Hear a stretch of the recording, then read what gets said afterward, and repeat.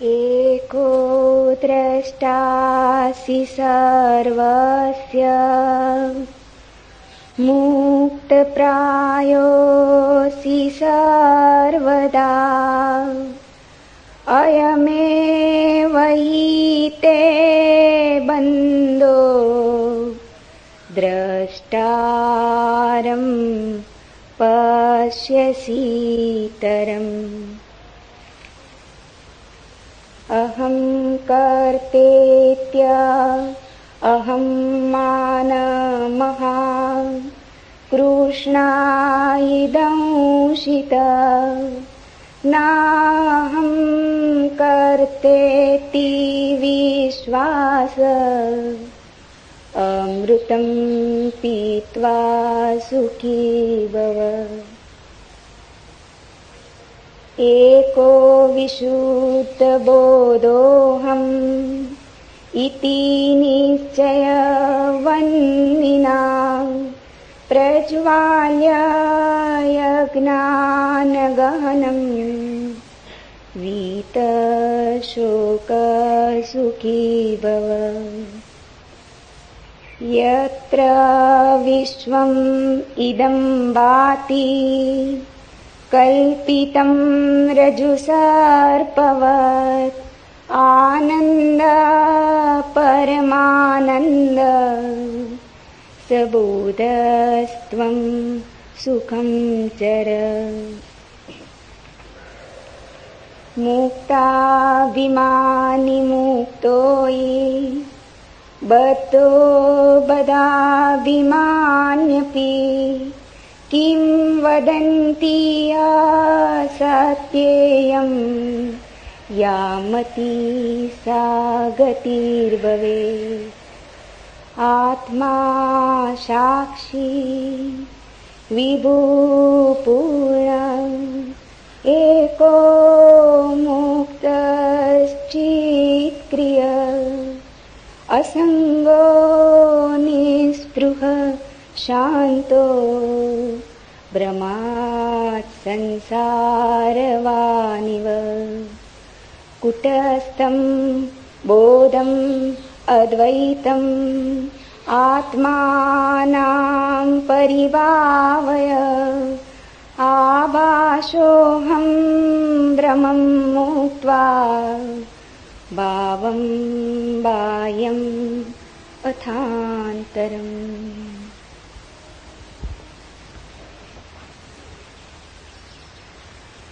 पहला सूत्र।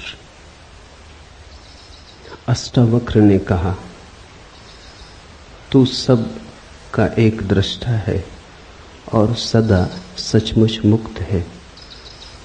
तेरा बंधन तो यही है कि तू अपने को छोड़ दूसरे को दृष्टा देखता है। यह सूत्र अत्यंत बहुमूल्य है। एक एक शब्द इसका ठीक से समझें। तू सबका एक दृष्टा है। एको दृष्टासि सर्वस्य, और सदा सचमुच मुक्त है। साधारणतः हमें अपने जीवन का बोध दूसरों की आंखों से मिलता है। हम दूसरों की आंखों का दर्पण की तरह उपयोग करते, इसलिए हम दृष्टा को भूल जाते और दृश्य बन जाते। स्वाभाविक भी है। छोटा बच्चा पैदा हुआ, उसे अभी अपना कोई पता नहीं। वो दूसरों की आंखों में झांक के ही देखेगा कि मैं कौन। अपना चेहरा तो दिखाई पड़ता नहीं, दर्पण खोजना होगा। जब तुम दर्पण में अपने को देखते हो तो तुम दृश्य हो गए, दृष्टा ना रहे। तुम्हारी अपने से पहचान ही कितनी है, उतनी जितना दर्पण ने कहा। मां कहती है बेटा सुंदर है, तो बेटा अपने को सुंदर मानता है। शिक्षक कहते हैं स्कूल में बुद्धिमान हो, तो व्यक्ति अपने को बुद्धिमान मानता है। कोई अपमान कर देता है, कोई निंदा कर देता है, तो निंदा का स्वर भीतर समा जाता है। इसलिए तो हमें अपना बोध बड़ा भ्रामक मालूम होता है, क्योंकि अनेक स्वर से मिलके बना है, विरोधी स्वरों से मिलके बना है। किसी ने कहा सुंदर हो और किसी ने कहा तुम और सुंदर। शकल तो देखो आईने में, दोनों स्वर भीतर चले गए, द्वंद्व पैदा हो गया। किसी ने कहा बड़े बुद्धिमान हो और किसी ने कहा तुम जैसा बुद्धू आदमी नहीं देखा।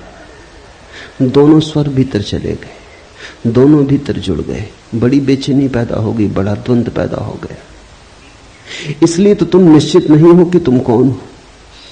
इतनी भीड़ तुमने इकट्ठी कर ली है मतों की, इतने दर्पणों में झांका है और सभी दर्पणों ने अलग अलग खबर दी। दर्पण तुम्हारे संबंध में थोड़ी खबर देते, दर्पण अपने संबंध में खबर देते। तुमने दर्पण देखे होंगे जिनमें तुम लंबे हो जाते, दर्पण देखे होंगे जिनमें तुम मोटे हो जाते, दर्पण देखे होंगे जिनमें तुम अति सुंदर दिखने लगते, दर्पण देखे होंगे जिनमें तुम अति कुरूप हो जाते, अष्टावक्र हो जाते। दर्पण में जो झलक मिलती है वो तुम्हारी नहीं है, दर्पण के अपने स्वभाव की है। विरोधी बातें इकट्ठी होती चली जाती। इन्हीं विरोधी बातों के संग्रह का नाम तुम समझ लेते हो मैं हूं। इसलिए तुम सदा कपते रहते हो, डरते रहते हो। लोक मत का कितना भय होता है, कहीं लोग बुरा ना सोचे, कहीं लोग ऐसा ना समझ लें कि मैं मूढ़ हूं, कहीं ऐसा ना समझ लें कि मैं असाधु हूं। लोग कहीं ऐसा ना समझ लें, क्योंकि लोगों के द्वारा ही हमने अपनी आत्मा निर्मित की है। गुरुजीएफ अपने शिष्यों से कहता था, अगर तुम्हें आत्मा को जानना हो तो तुम्हें लोगों को छोड़ना होगा। ठीक कहता था। सदियों से यही सद्गुरुओं ने कहा है, अगर तुम्हें स्वयं को पहचानना हो तो तुम्हें दूसरों की आंखों में देखना बंद कर देना होगा। मेरे देखे बहुत से खोजी, सत्य के अन्वेषक समाज को छोड़कर चले गए। उसका कारण यह नहीं था कि समाज में रह के सत्य को पाना असंभव है, उसका कारण इतना ही था, समाज में रह के स्वयं की ठीक ठीक छवि जाननी बहुत कठिन है। यहां लोग खबर दिए ही चले जाते हैं कि तुम कौन हो। तुम पूछो न पूछो, सब तरफ से झलकें आती ही रहती हैं कि तुम कौन हो। और हम धीरे धीरे इन्हीं झलकों के लिए जीने लगते। मैंने सुना एक राजनेता मरा, उसकी पत्नी 2 वर्ष पहले मर गई थी। जैसे ही राजनेता मरा, उसकी पत्नी ने उस दूसरे लोग के द्वार पर उसका स्वागत किया, लेकिन राजनेता ने कहा अभी मैं भीतर ना आऊंगा, जरा मुझे मेरी अर्थी के साथ राजघाट तक हो आने दो। पत्नी ने कहा अब क्या सार है, वहां तो देह पड़ी रह गई, मिट्टी है। उसने कहा कि मिट्टी नहीं, इतना तो देख लेने तो कितने लोग विदा करने आए। राजनेता और उसकी पत्नी भी अर्थी के साथ साथ, किसी को तो दिखाई ना पड़ते थे पर उनको अर्थी दिखाई पड़ती थी, चले। बड़ी भीड़ थी, अखबार नवीस थे, फोटोग्राफर थे, झंडे झुकाए गए थे, फूल सजाए गए थे, मिलिट्री के ट्रक पर रखी अर्थी थी, बड़ा सम्मान दिया जा रहा था, तोपें आगे पीछे थी, सैनिक चल रहे थे। गदगद हो उठा राजनेता। पत्नी ने कहा इतने प्रसन्न क्या हो रहे हो? उसने कहा अगर मुझे पता होता कि मरने पर इतनी भीड़ आएगी तो मैं पहले कभी का मर गया होता, तो हम पहले ही ना मर गए होते, इतने दिन क्यों राह देखते। इतनी भीड़ मरने पर आए, इसी के लिए तो जिए। भीड़ के लिए लोग जीते हैं, भीड़ के लिए लोग मरते हैं। दूसरे क्या कहते हैं ये इतना मूल्यवान हो गया है कि तुम पूछते ही नहीं कि तुम कौन हो। दूसरे क्या कहते हैं उन्हीं की कतरन छांट छांट के इकट्ठी अपनी तस्वीर बना लेते। वो तस्वीर बड़ी डमाडोल रहती, क्योंकि लोगों के मन बदलते रहते, और फिर लोगों के मन ही नहीं बदलते रहते, लोगों के कारण भी बदलते रहते। कोई आके तुमसे कह गया कि आप बड़े साधु पुरुष हैं, उसका कुछ कारण है, खुशामद कर गया। साधु पुरुष तुम्हें मानता कौन है? अपने को छोड़ के इस संसार में कोई किसी को साधु पुरुष नहीं मानता। तुम अपनी ही सोचो ना, तुम अपने को छोड़ के किसको साधु पुरुष मानते हो? कभी कभी कहना पड़ता है, जरूरतें, जिंदगी है, अड़चने, झूठे को सच्चा कहना पड़ता है, दुर्जन को सज्जन कहना पड़ता है, कुरूप को सुंदर की तरह प्रशंसा करनी पड़ती, स्तुति करनी पड़ती, खुशामद करनी पड़ती। खुशामद इसलिए तो इतनी बहुमूल्य है। खुशामद के चक्कर में लोग क्यों आ जाते? मूड से मूड आदमी से भी कहो कि तुम महाबुद्धिमान हो तो वो भी इंकार नहीं करता, क्योंकि उसको अपना तो कुछ पता नहीं। तुम जो कहते हो वही सुनता है, तुम जो कहते हो वही हो जाता है। तो उनके कारण बदल जाते। कोई कहता है सुंदर हो, कोई कहता है असुंदर हो, कोई कहता है भले हो, कोई कहता है बुरे हो। ये सब इकट्ठा होता चला जाता है और इन विपरीत मतों के आधार पर तुम अपनी आत्मा का निर्माण कर लेते हो। तुम ऐसी बैलगाड़ी पर सवार हो जिसमें सब तरफ बैल जुते, जो सब दिशाओं में एक साथ जा रही। तुम्हारे अस्थि पंजर ढीले हुए जा रहे, तुम सिर्फ घसीटते हो, कहीं पहुंचते नहीं, पहुंच सकते नहीं। पहला सूत्र है आज का, तू सबका एक दृष्टा है और तू सदा सचमुच मुक्त है। व्यक्ति दृश्य नहीं है, दृष्टा है। दुनिया में 3 तरह के व्यक्ति हैं। वे जो दृश्य बन गए, वे सबसे ज्यादा अंधेरे में।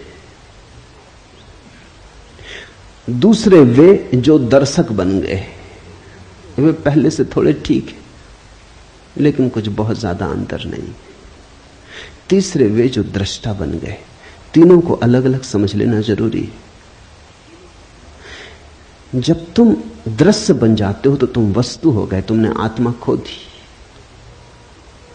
इसलिए राजनेता में आत्मा को पाना मुश्किल है, अभिनेता में आत्मा को पाना मुश्किल है। वो दृश्य बन गया है, वो दृश्य बनने के लिए ही जीता है। उसकी सारी कोशिश ये है कि मैं लोगों को भला कैसे लगूं, सुंदर कैसे लगूं, श्रेष्ठ कैसे लगूं। श्रेष्ठ होने की चेष्टा नहीं है, श्रेष्ठ लगने की चेष्टा है। कैसे श्रेष्ठ दिखाई पड़ूं। तो जो दृश्य बन रहा है वो पाखंडी हो जाता है। वो ऊपर से मुखौटे ओढ़ लेता है, ऊपर से सब आयोजन कर लेता है, भीतर सड़ता जाता है। फिर दूसरे वे लोग हैं जो दर्शक बन गए, उनकी बड़ी भीड़ है।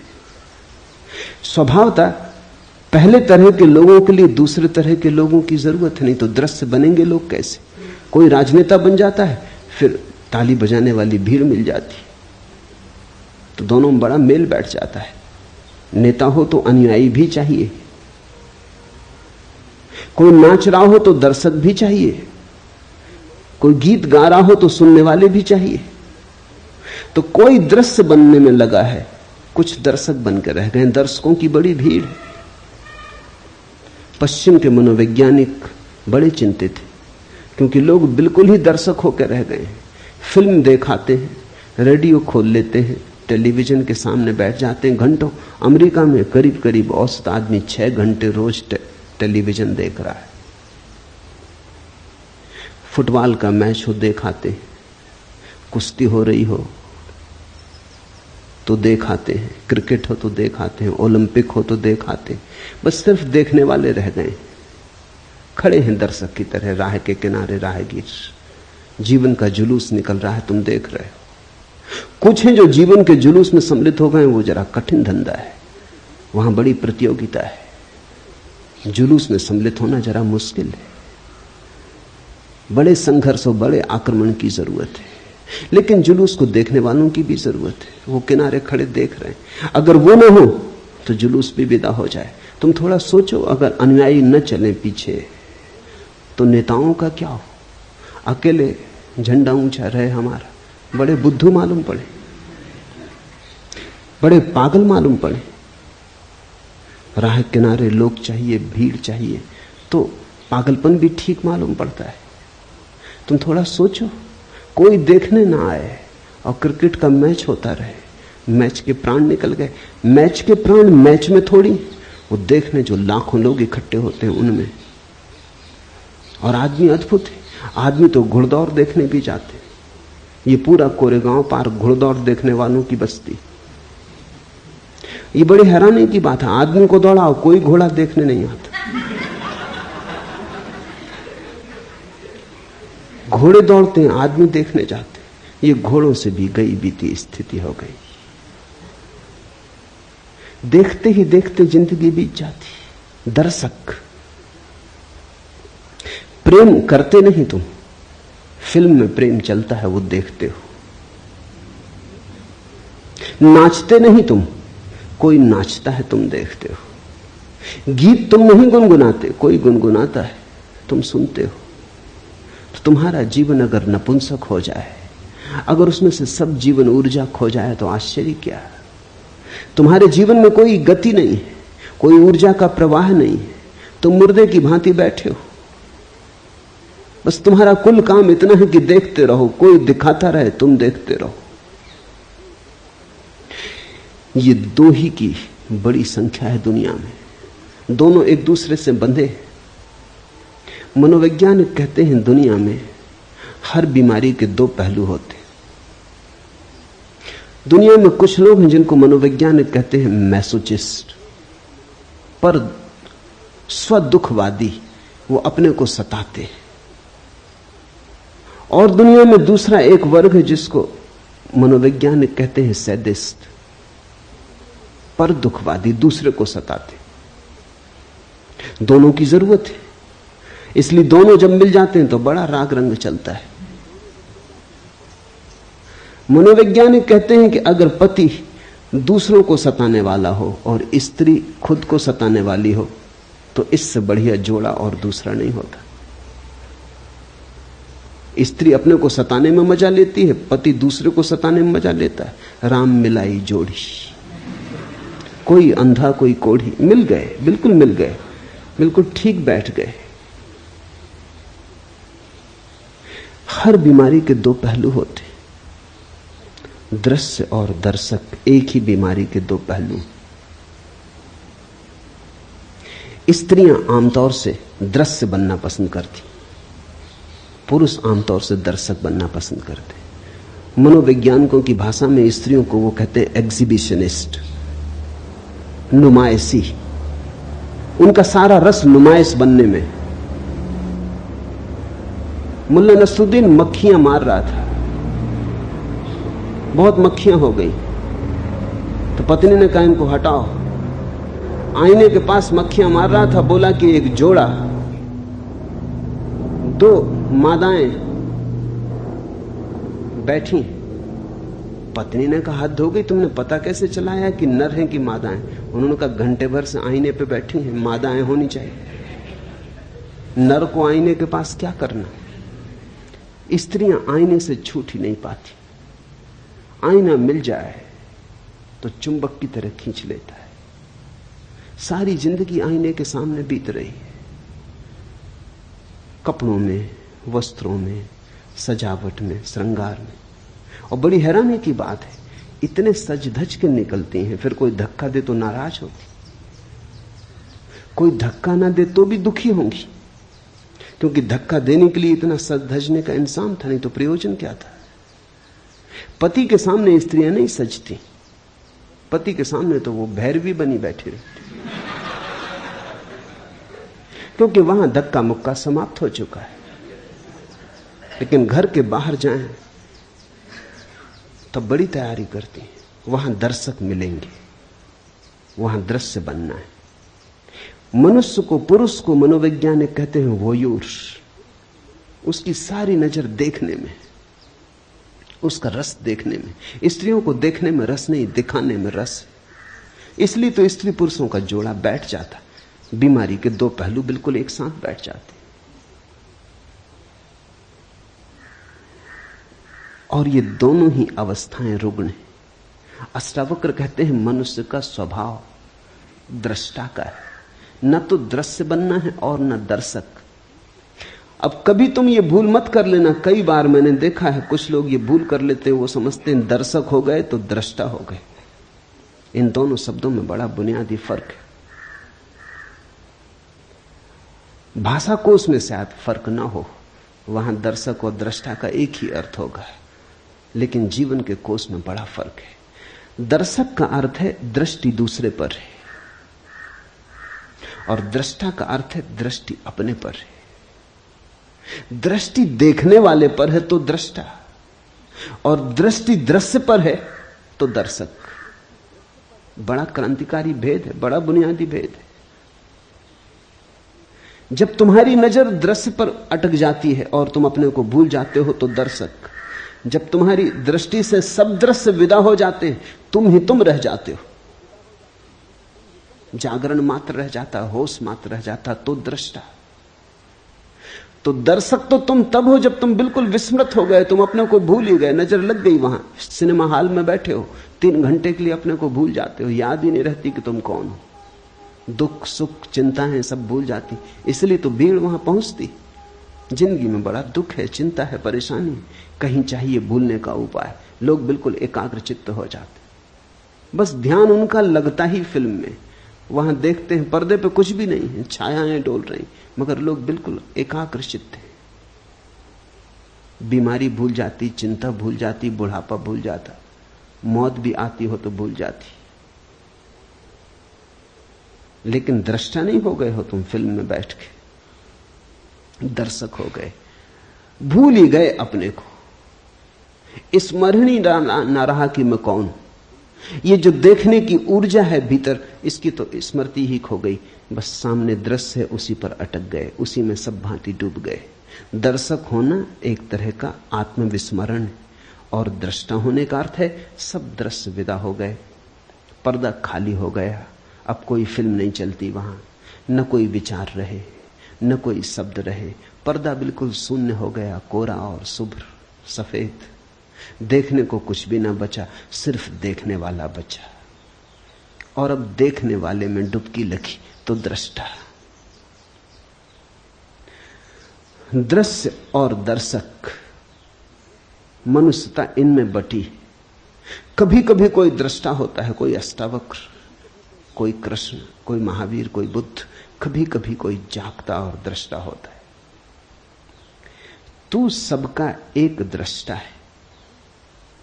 और इस सूत्र की खूबियां ये हैं कि जैसे ही तुम दृष्टा हुए, तुम्हें पता चलता है दृष्टा तो एक ही है संसार में, बहुत नहीं। दृश्य बहुत है, दर्शक बहुत है। अनेकता का अस्तित्व ही दृश्य और दर्शक के बीच है। वो झूठ का जाल है, दृष्टा तो एक ही है। ऐसा समझो कि चांद निकला, पूर्णिमा का चांद निकला, नदी पोखर में, तालाब सरोवर में, सागर में, सरिताओं में, सब जगह प्रतिबिंब बने। अगर तुम पृथ्वी पर घूमो और सारे प्रतिबिंबों का अंकन करो तो करोड़ों अरबों खरबों प्रतिबिंब मिलेंगे, लेकिन चांद एक है, प्रतिबिंब अनेक है। दृष्टा एक है, दृश्य अनेक है, दर्शक अनेक है। वो सिर्फ प्रतिबिंब है, वो छायाएं। तो जैसे ही कोई व्यक्ति दृश्य और दर्शक से मुक्त होता है, न तो दिखाने की इच्छा रही कि कोई देखे, न देखने की इच्छा रही। देखने और दिखाने का जाल छूटा, वो रस न रहा, तो वैराग्य।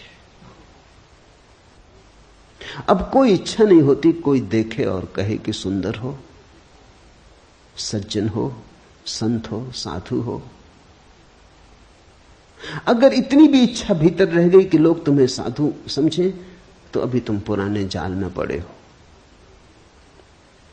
अगर इतनी भी आकांक्षा रह गई मन में कि लोग तुम्हें संत पुरुष समझें, तो तुम अभी पुराने जाल में पड़े हो। अभी संसार नहीं छूटा, संसार ने नया रूप लिया, नया ढंग पकड़ा, लेकिन यात्रा पुरानी ही जारी है, सातत्य पुराना ही जारी। क्या करोगे देखकर? खूब देखा, क्या पाया? क्या करोगे दिखाकर? कौन है यहां जिसको दिखा के कुछ मिलेगा? इन दोनों से पार हटकर, द्वंद्व से हटकर जो दृष्टा में डूबता है तो पाता है कि एक ही है। ये पूर्णिमा का चांद तो एक ही है। ये सरोवरों, पोखरों, तालाबों, सागरों में अलग अलग दिखाई पड़ता था। अलग अलग दर्पण थे इसलिए दिखाई पड़ता था। मैंने सुना है एक राजमहल था, सम्राट ने महल बनाया था सिर्फ दर्पणों से। दर्पण ही दर्पण थे अंदर, कांच महल था। एक कुत्ता, सम्राट का खुद का कुत्ता, रात बंद हो गया, भूल से अंदर रह गया। उस कुत्ते की अवस्था तुम समझ सकते हो क्या हुई होगी। वही आदमी की अवस्था है। उसने चारों तरफ देखा, कुत्ते ही कुत्ते थे। हर दर्पण में कुत्ता था। वो घबरा गया, वो भौंका। जब आदमी भयभीत होता है तो दूसरे को भयभीत करना चाहता है। शायद दूसरा भयभीत हो जाए तो अपना भय कम हो जाए। वो भौंका, लेकिन स्वभाव था वहां तो दर्पण ही थे। दर्पण दर्पण से कुत्ते भौंके, आवाज उसी पर लौट आई, अपनी ही प्रतिध्वनि थी। रात भर भौंकता रहा और बागता और दर्पणों से जूझता लहूलुहान हो गया। वहां कोई भी न था, अकेला था। सुबह मरा हुआ पाया गया। सारे भवन में खून के चिन्ह थे। उसकी कथा आदमी की कथा है। यहां दूसरा नहीं, यहां अन्य है ही नहीं। जो है अनन्य है। यहां एक है, लेकिन उस एक को जब तक तुम भीतर से ना पकड़ लोगे ख्याल में ना आएगा। तू सबका एक दृष्टा है और सदा सचमुच मुक्त है। अष्टावक्र कहते हैं सचमुच मुक्त है। इसे कल्पना मत समझना। आदमी बहुत अद्भुत है। आदमी सोचता है कि संसार तो सत्य है और ये सत्य की बातें सब कल्पना है। दुख तो सत्य मानता है, सुख की कोई किरण उतरे तो मानता है कोई सपना है, कोई धोखा है। मेरे पास लोग आते हैं, वो कहते हैं बड़ा आनंद मालूम हो रहा है। शक होता है ये कहीं भ्रम तो नहीं। दुख में इतने जन्मों जन्मों तक रहे कि भरोसा ही खो गया कि आनंद हो भी सकता है। आनंद असंभव मालूम होने लगा है। रोने का अभ्यास ऐसा हो गया है, दुख का ऐसा अभ्यास हो गया है, कांटों से ऐसी पहचान हो गई कि फूल अगर दिखाई भी पड़े तो भरोसा नहीं आता, लगता है सपना है, आकाश कुसुम, होगा नहीं, हो नहीं सकता। इसलिए अष्टावक्र कहते हैं सचमुच मुक्त है। व्यक्ति बंधा नहीं। बंधन असंभव है क्योंकि केवल परमात्मा है, केवल एक है। न तो बांधने को कुछ है, न बंधने को कुछ है। तू सदा सचमुच मुक्त है। इसलिए अष्टावक्र जैसे व्यक्ति कहते हैं कि इसी क्षण चाहे तो मुक्त हो सकता है, क्योंकि मुक्त है ही। मुक्ति में कोई बाधा नहीं, बंधन कभी पड़ा नहीं, बंधन केवल माना हुआ है। तेरा बंधन तो यही है कि तू अपने को छोड़ दूसरे को दृष्टा देखता है। एको दृष्टासी सर्वस्य मुक्त प्रायो असि सर्वदा अयमेव हीते बंधो दृष्टारम पश्य सीतरम। एक ही बंधन है कि तू अपने को छोड़ दूसरे को दृष्टा देखता है, और एक ही मुक्ति है कि तू अपने को दृष्टा जान ले। तो इस प्रयोग को थोड़ा करना शुरू करें। देखते हैं, वृक्ष के पास बैठे हैं, वृक्ष दिखाई पड़ रहा है, तो धीरे धीरे वृक्ष को देखते देखते उसको देखना शुरू करें जो वृक्ष को देख रहा है। जरा से हेरफेर की बात है। साधारणता चेतना का तीर वृक्ष की तरफ जा रहा है। इस तीर को दोनों तरफ जाने दें, इसका फल दोनों तरफ कर लें। वृक्ष को भी देखें और साथ ही चेष्टा करें उसको भी देखने की जो देख रहा है। देखने वाले को न भूलें। देखने वाले को पकड़ पकड़ ले, बार बार भूलेगा, पुरानी आदत है, जन्मों की आदत है, भूलेगा, लेकिन बार बार देखने वाले को पकड़ ले। जैसे जैसे देखने वाला पकड़ में आने लगेगा, कभी कभी क्षण भर को ही आएगा, लेकिन क्षण भर को ही पाएंगे एक अपूर्व शांति का उदय हुआ, एक आशीष बरसा, एक सौभाग्य की किरण उतरी। एक क्षण को भी अगर ऐसा होगा तो एक क्षण को भी मुक्ति का आनंद मिलेगा, और वो आनंद तुम्हारे जीवन के स्वाद को और जीवन की धारा को बदल देगा। शब्द नहीं बदलेंगे तुम्हारे जीवन की धारा को, शास्त्र नहीं बदलेंगे, अनुभव बदलेगा, स्वाद बदलेगा। यहां मुझे सुन रहे हैं, दो तरह से सुना जा सकता है। सुनते वक्त मैं जो बोल रहा हूं, अगर उस पर ही ध्यान रहे और तुम अपने को भूल जाओ, तो फिर तुम दृष्टा ना रहे, श्रोता ना रहे, श्रावक ना रहे। तुम्हारा ध्यान मुझ पे अटक गया तो तुम दर्शक हो गए। आंख से ही दर्शक नहीं हुआ जाता, कान से भी दर्शक हुआ जाता है।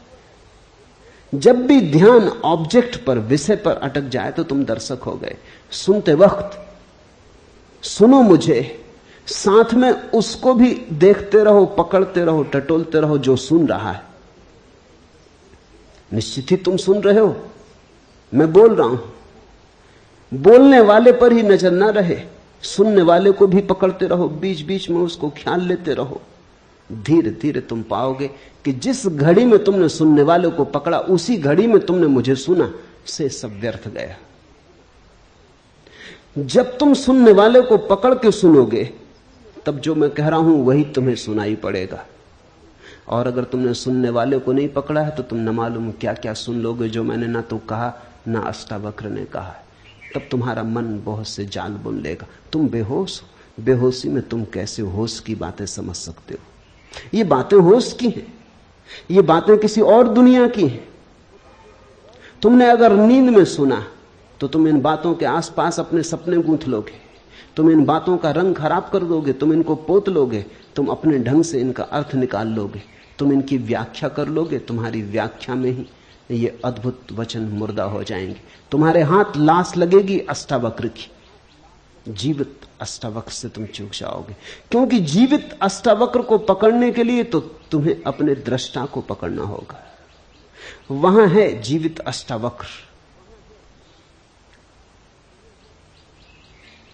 इसे ख्याल में लो। सुनते हो मुझे, सुनते सुनते उसको भी सुनने लगो जो सुन रहा है। तीर दोहरा हो जाए, मेरी तरफ हो, तुम्हारी तरफ भी हो। अगर मैं भूल जाऊं तो कोई हर्जा नहीं, लेकिन तुम नहीं भूलने चाहिए। और एक ऐसी घड़ी आती जब ना तो तुम रह जाते न मैं रह जाता। एक ऐसी परम शांति की घड़ी आती है जब दो नहीं रह जाते, एक ही बचता है। तुम ही बोल रहे हो, तुम ही सुन रहे हो, तुम ही देख रहे हो, तुम ही दिखाई पड़ रहे हो। उस घड़ी के लिए ही इशारा अष्टावक्र कर रहे हैं कि वो एक है दृष्टा और सदा सचमुच मुक्त है। बंधन स्वप्न जैसा है। आज रात तुम पूना में सोओगे, लेकिन नींद में तुम कलकत्ते में हो सकते हो, दिल्ली में हो सकते हो, काठमांडू में हो सकते हो, कहीं भी हो सकते हो। सुबह जाग के फिर तुम अपने को पूना में पाओगे। सपने में अगर काठमांडू चले गए तो लौटने के लिए कोई हवाई जहाज से यात्रा नहीं करनी पड़ेगी, न ट्रेन पकड़नी पड़ेगी, न पैदल यात्रा करनी पड़ेगी। यात्रा करनी ही नहीं पड़ेगी। सुबह आंख खुलेगी और तुम पाओगे कि पूना में हो। सुबह तुम पाओगे तुम कहीं गए ही नहीं, सपने में गए थे। सपने में जाना कोई जाना है। बंधन तो एक ही है तेरा कि तू अपने को छोड़ दूसरे को दृष्टा देखता है। एक ही बंधन है कि हमें अपना होश नहीं, अपने दृष्टा का होश नहीं। एक तो ये अर्थ है इस सूत्र का, एक और भी अर्थ है, वो भी ख्याल में ले लेना चाहिए। साधारणता अष्टावक्र के ऊपर जिन्होंने भी कुछ लिखा है उन्होंने दूसरा ही अर्थ किया है इसलिए वो दूसरा अर्थ भी समझ लेना जरूरी है। वो दूसरा अर्थ भी ठीक है, दोनों अर्थ साथ साथ ठीक है। तेरा बंधन तो यही है कि तू अपने को छोड़ दूसरे को दृष्टा देखता है। तुम मुझे सुन रहे हो, तुम सोचते हो कान सुन रहा है, तुम मुझे देख रहे हो, तुम सोचते हो आंख देख रही है। आंख क्या देखेगी? आंख को दृष्टा समझ रहे हो तो भूल हो गई।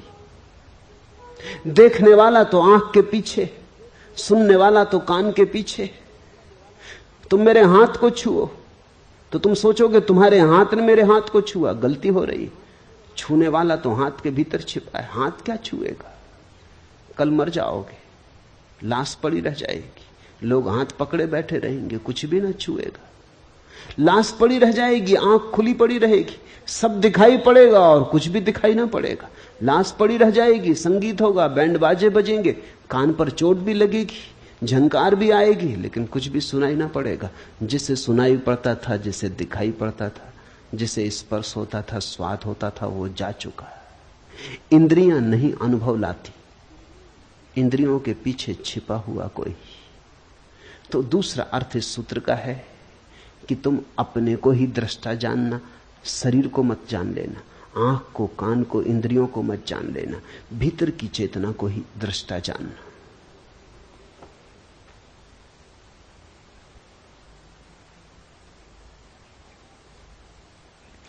मैं करता हूं ऐसे अहंकार रूपी अत्यंत काले सर्प से दंशित हुआ तू।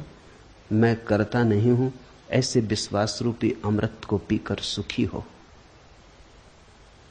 अहम करता इति, मैं करता हूं ऐसे अहंकार रूपी अत्यंत काले सर्प से दंशित हुआ तू। हमारी मान्यता ही सब कुछ है। हम मान्यता के सपने में पड़े, हम अपने को जो मान लेते हैं वही हो जाते। ये बड़ी विचार की बात है। ये पूरब के अनुभव का सार निचोड़ है। हमने जो मान लिया है अपने को वही हम हो जाते। तुमने अगर कभी किसी सम्मोहनविद को, हिप्नोटिस्ट को प्रयोग करते देखा हो तो तुम चौंके होगे। अगर वो किसी व्यक्ति को सम्मोहित करके कह देता है पुरुष को कि तुम स्त्री हो, और फिर कहता है उठो चलो, तो वो आदमी स्त्री की तरह चलने लगता है।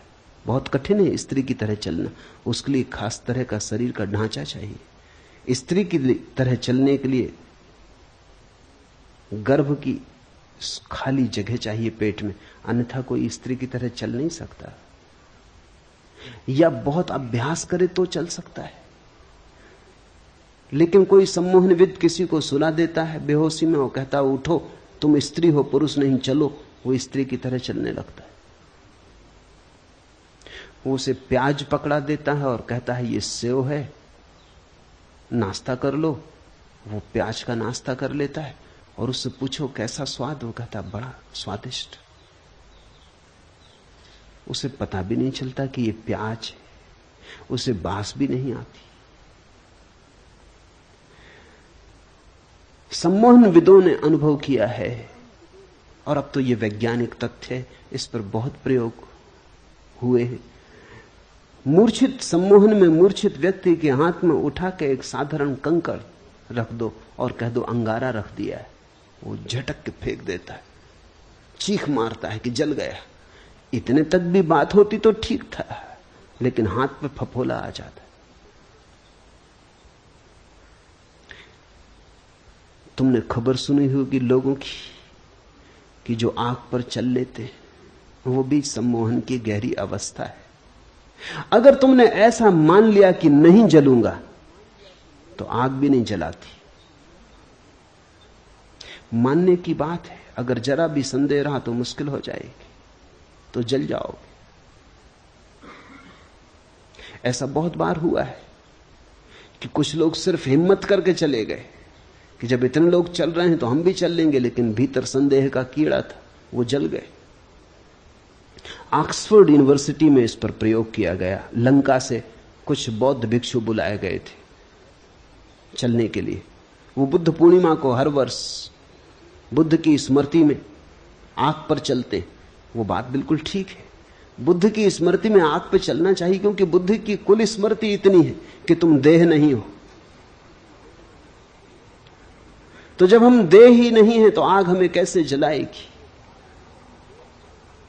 कृष्ण ने गीता में कहा है, न आग तुझे जला सकती, न शस्त्र तुझे छेद सकते। नैनम छिदंती शस्त्राणि नाहम दहती पावका। नहीं आग तुझे जलाएगी, नहीं शस्त्र तुझे छेद सकते।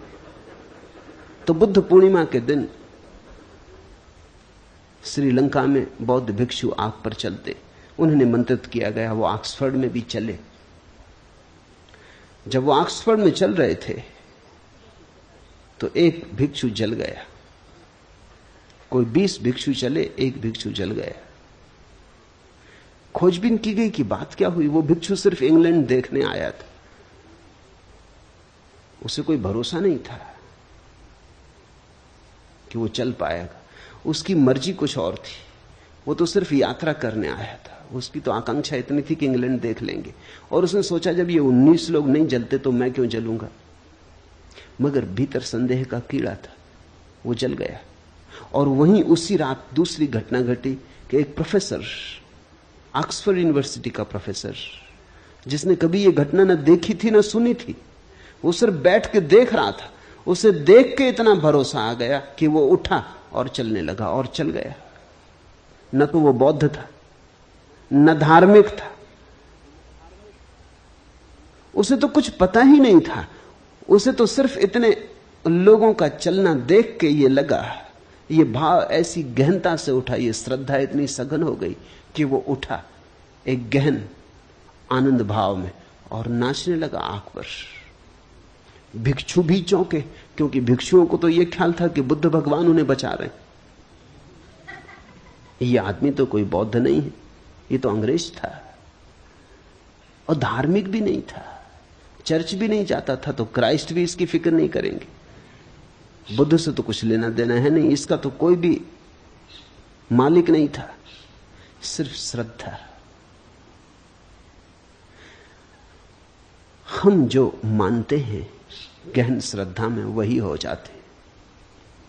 मैं करता हूं ऐसे अहंकार रूपी अत्यंत काले सर्प से दंशित हुआ तू।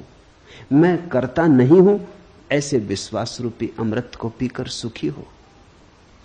ये वचन ख्याल रखना, बार बार अष्टावक्र कहते हैं सुखी हो। वो कहते हैं इसी क्षण घट सकती है बात। अहम करता इति, मैं करता हूं ऐसी हमारी धारणा है। उस धारणा के अनुसार हमारा अहंकार निर्मित होता है। कर्ता यानी अस्मिता। मैं करता हूं, उसी से हमारा अहंकार निर्मित होता है। इसलिए जितना बड़ा करता हो उतना बड़ा अहंकार होता है। तुमने अगर कुछ खास नहीं किया तो तुम क्या अहंकार रखोगे? तुमने एक बड़ा मकान बनाया तो उतना ही बड़ा तुम्हारा अहंकार हो जाता। तुमने एक बड़ा साम्राज्य रचाया तो उतनी ही सीमा तुम्हारे अहंकार की हो जाती। इसलिए तो दुनिया को जीतने के लिए पागल लोग निकलते। दुनिया को जीतने थोड़ी निकलते। दुनिया किसने कब जीती? लोग आते हैं चले जाते हैं, दुनिया को कौन जीत पाता है? लेकिन दुनिया को जीतने निकलते हैं घोषणा करने कि मेरा अहंकार इतना विराट है कि सारी दुनिया को छोटा कर दूंगा, घेर लूंगा, सीमा बना दूंगा। मैं ही परिभाषा बनूंगा सारे जगत की। सिकंदर और नेपोलियन और तैमूर और नादिर और सारे पागल दुनिया को घेरने चलते। ये दुनिया को घेरने के लिए जो आकांक्षा है, ये अहंकार की आकांक्षा है।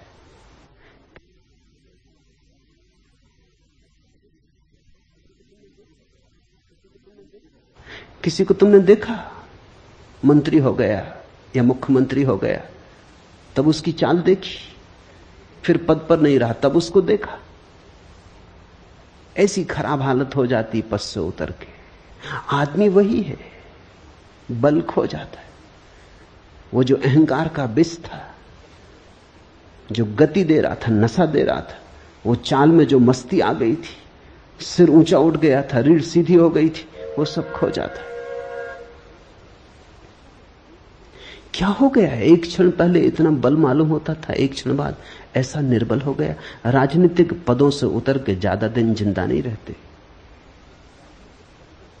राजनीतिक जब तक जीतते हैं तब तक बलशाली रहते हैं, जैसे ही हारने लगते हैं वैसे ही बल खो जाता।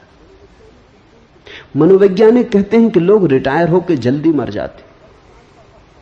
10 साल का फर्क पड़ता है, थोड़ा बहुत फर्क नहीं। जो आदमी 80 साल जीता वो जब 60 साल में रिटायर हो जाता तो 70 में मर जाता है। वो 80 साल जी सकता था, कोई और कारण न था मरने का, लेकिन मरने का एक कारण मिल गया कि जब तुम कलेक्टर थे, कमिश्नर थे, पुलिस इंस्पेक्टर थे या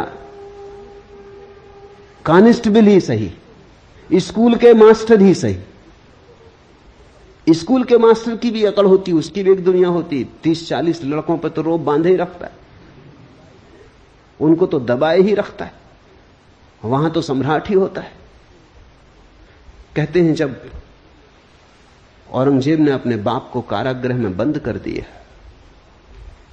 तो उसके बाप ने कहा कि मुझे यहां मन नहीं लगता, तू एक काम कर, 30-40 छोटे छोटे लड़के भेज दे, तुम एक मदरसा खोल दो।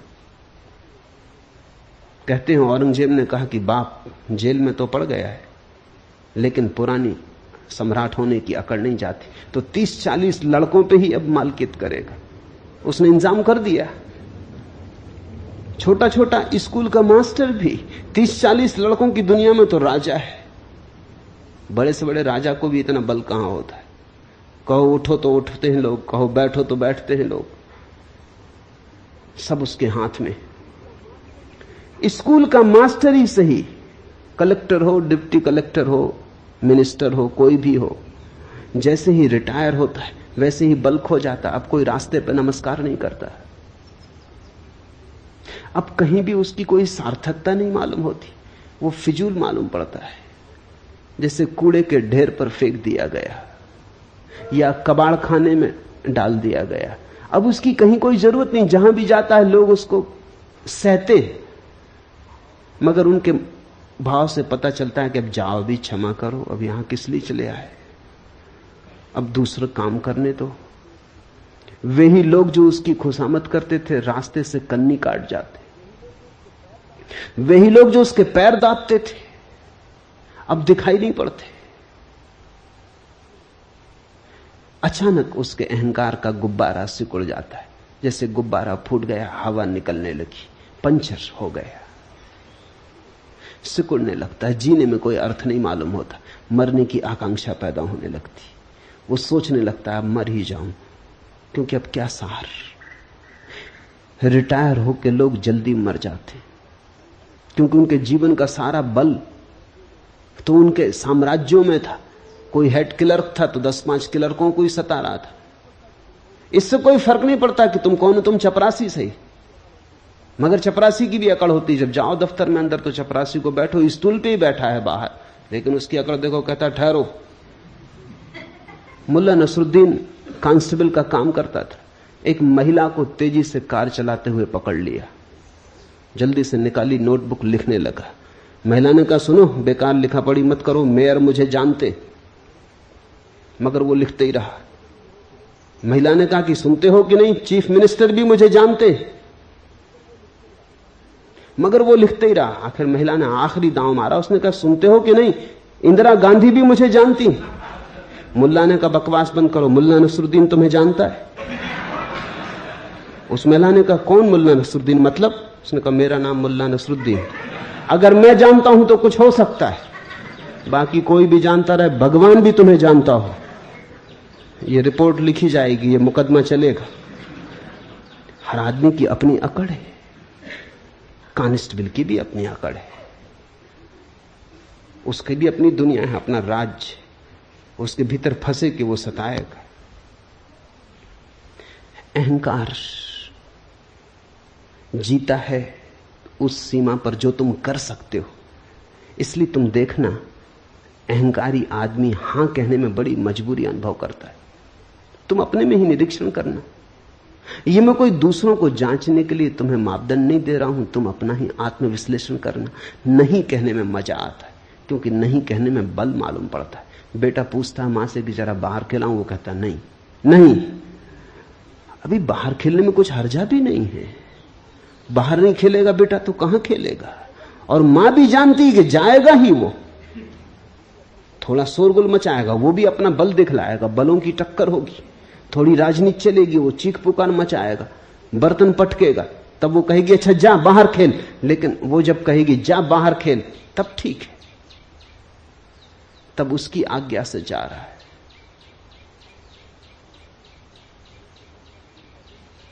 मुल्ला नसरुद्दीन का बेटा बहुत ऊधम कर रहा था, उससे बार बार कह रहा था शांत होकर बैठ, देख मेरी आज्ञा मान, शांत होकर बैठ, मगर वो सुन नहीं रहा था। कौन बेटा सुनता है? आखिर भन्ना के मुल्ला नसरुद्दीन ने कहा अच्छा अब कर जितना ऊधम करना, अब देख कैसे मेरी आज्ञा का उल्लंघन करता है। अब मेरी आज्ञा है, कर कितना ऊधम करना है, अब देखें कैसे मेरी आज्ञा का उल्लंघन करता है। नहीं जल्दी आती जवान पर रखिए।